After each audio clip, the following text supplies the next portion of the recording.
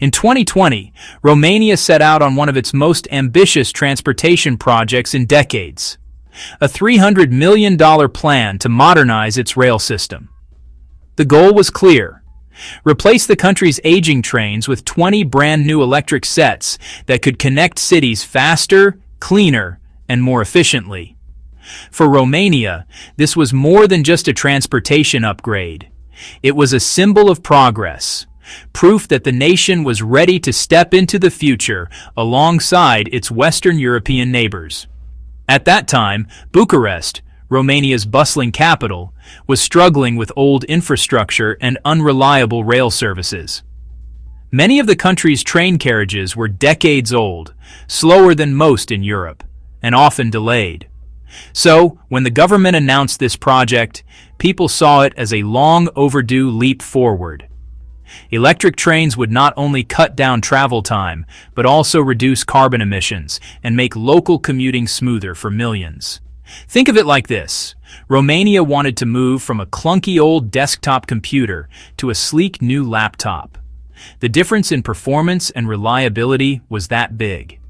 And with Europe moving rapidly toward green transportation and smart mobility, Romania didn't want to be left behind.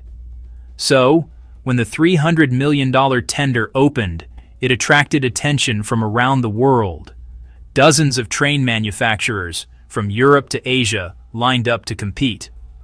But no one expected what would happen next: that a Chinese company would actually win the deal, changing everything.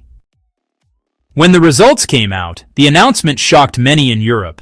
A Chinese consortium, partnering with a local Romanian company, had won the $300 million contract. It wasn't just unexpected, it was historic.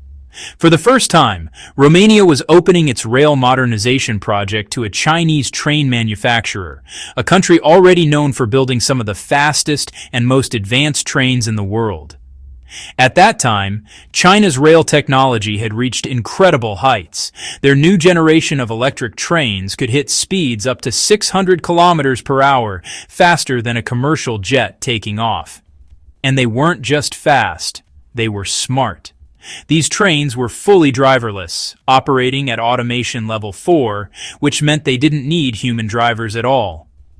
Using a dual positioning system powered by 5G and Beidou satellites, the trains could locate themselves with centimeter-level precision.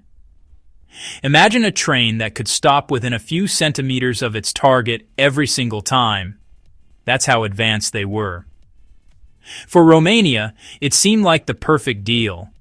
China offered cutting-edge technology at a competitive price, and even promised to custom-build the trains to match Romania's railway standards. It was a win-win. Romania would get futuristic trains, and China would gain its first major foothold in Europe's high-speed rail market. At the time, China's trains were already running successfully in countries like the Philippines, Thailand, and even Germany, proving their reliability on the international stage. So, the Romanian public and media saw this partnership as a bold move toward modernization. Production began smoothly, deadlines were being met, and the future looked bright. But just as the first train was about to be delivered, everything suddenly fell apart, and Romania's dream project took a sharp political turn. Everything was on track. Factories in China were already assembling the new electric trains, engineers were testing systems, and Romania was preparing for delivery. But just before the first train was set to arrive, the Romanian government made a shocking announcement. The contract with the Chinese company was being cancelled. No one saw it coming. The decision was abrupt, unexplained, and left both the public and industry experts stunned. How could a country that had just celebrated winning a $300 million modernization deal suddenly walk away from it? Almost immediately, controversy erupted. Competing European train manufacturers began filing complaints, arguing that the Chinese consortium shouldn't have been allowed to win in the first place. Their main argument? China was not an EU member, and therefore the company was a third country economic operator, a legal term used to exclude foreign bidders from certain public tenders in the European Union. But beneath the legal language, the real reason was more political than procedural. Many Western competitors and lobby groups feared that if China successfully entered the European railway market, it could undercut local manufacturers with cheaper prices and more advanced technology. For companies like France's Alstom or Germany's Siemens, this wasn't just about one Romanian contract. It was about protecting their long-term dominance in Europe. The pressure mounted quickly. Media outlets began calling Romania's partnership with China a mistake and even a national risk. Faced with growing backlash, the Romanian government issued an emergency ordinance to cancel the Chinese contract altogether. Overnight, China went from being Romania's chosen partner in modernization to being completely excluded from the project. And despite the billions China had invested in developing advanced rail technology, Romania offered no clear explanation for its decision. It was a turning point, and it revealed something much deeper about global politics.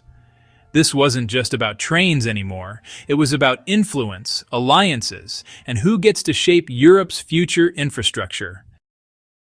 To understand why Romania abruptly canceled its deal with China, you have to look beyond the railway tracks and into the world of geopolitical pressure. For years, the European Union and the United States have acted almost in sync when it comes to China. Both have grown increasingly cautious about Beijing's expanding influence in critical sectors, from telecommunications to infrastructure. In many ways, the Romanian train project became a symbolic battleground in this larger power struggle. Behind closed doors, Romania faced subtle but steady pressure from its Western allies. The message was clear. Partnering with China could complicate its position within the EU and NATO. After all, Romania is a key member of both organizations, and its strategic location, bordering the Black Sea, makes it an important piece in Europe's security landscape. Aligning too closely with China, even on something as simple as trains, could raise eyebrows in Brussels and Washington. At the same time, EU institutions had started tightening policies around public procurement, often discouraging or restricting non-EU companies, especially Chinese ones, from winning large government contracts. Several European countries were already rejecting Chinese bids in fields like 5G networks, wind energy, and port construction, citing security and strategic interest reasons. So, when China won Romania's $300 million electric train deal, it wasn't just a business surprise. It was seen by some Western policymakers as a political intrusion. Critics argued that if Chinese companies could build railways, trains, and even power plants across Europe, it would give Beijing too much economic leverage on the continent. In this light, Romania's sudden decision to drop the Chinese consortium and replace it with a French company, Alstom, makes more sense politically, even if it didn't make sense economically. It was less about performance and more about loyalty, choosing to stand with Western partners over cheaper, more efficient Chinese technology. But while this move might have kept Romania in good standing politically, it came with a price. China had already invested heavily in design, materials, and customized systems for the project. Canceling the contract wasn't just bad diplomacy, it was a potential breach of international business trust. And soon, that breach would turn into a full-blown legal war inside the European court system.